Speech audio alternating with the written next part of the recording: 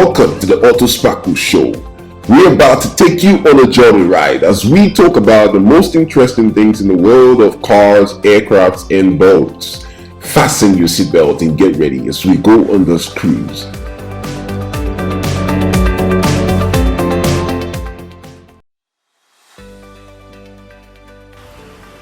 Five common problems that can prevent your car from starting. Your car won't start. The inconvenience and mental torture that comes from the fact that your car won't start is enough to put you in a state of anxiety and unease for the rest of the day. It can be very worrying and inconveniencing, to say the least. To get your car to perform optimally, it needs the right amount of fuel, airflow, electricity supply, and some specialized system. An imbalance among any of these, or absence of any, might prevent the car from starting up. But what could actually prevent your car from starting? Listen to these. The first one is the faulty battery. Batteries are the power center of the car.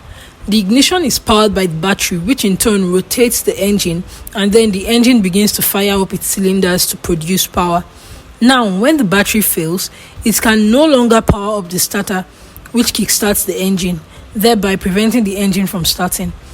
A number of reasons can render the battery incapable of starting up the car, which could include oxidation on the terminals, loosely fitting battery terminals, battery out of charge, and so on.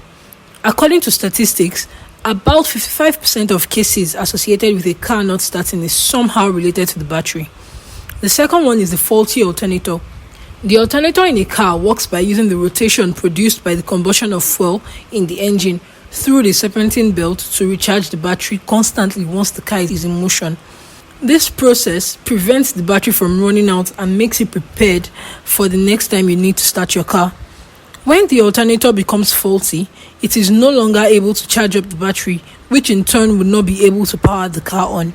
Alternator problems, according to research, account for 2% of non-starting cases.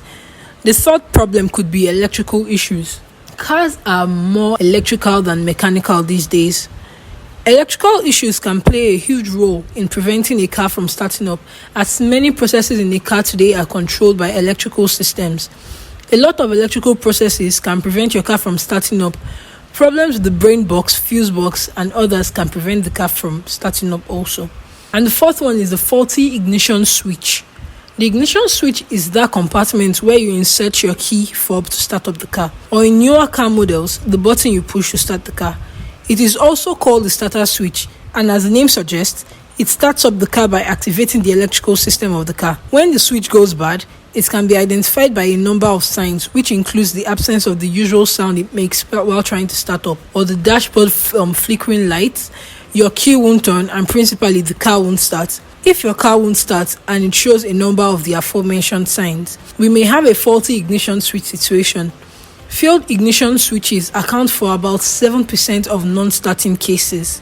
And the last one is the faulty immobilizer. The immobilizer is an electrical device that is fitted with the motor that prevents car theft. It works by preventing the car from starting up when the wrong key is inserted into the ignition switch. This reduces the risk and frequency of car theft.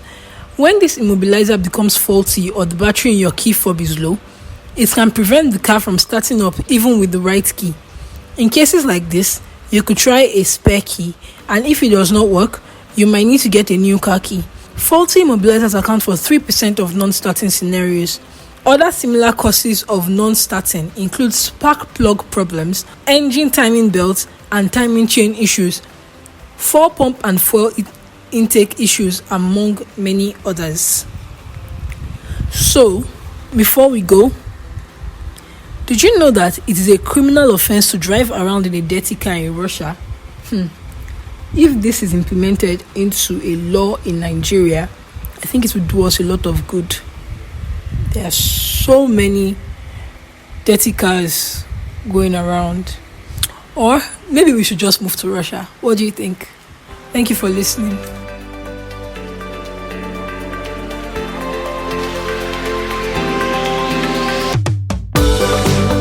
The Auto Sparkle Show is proudly brought to you by Auto Sparkle, Africa's leading automotive detailing brand. Get familiar on www.myautosparkle.com. Auto Sparkle, always wow.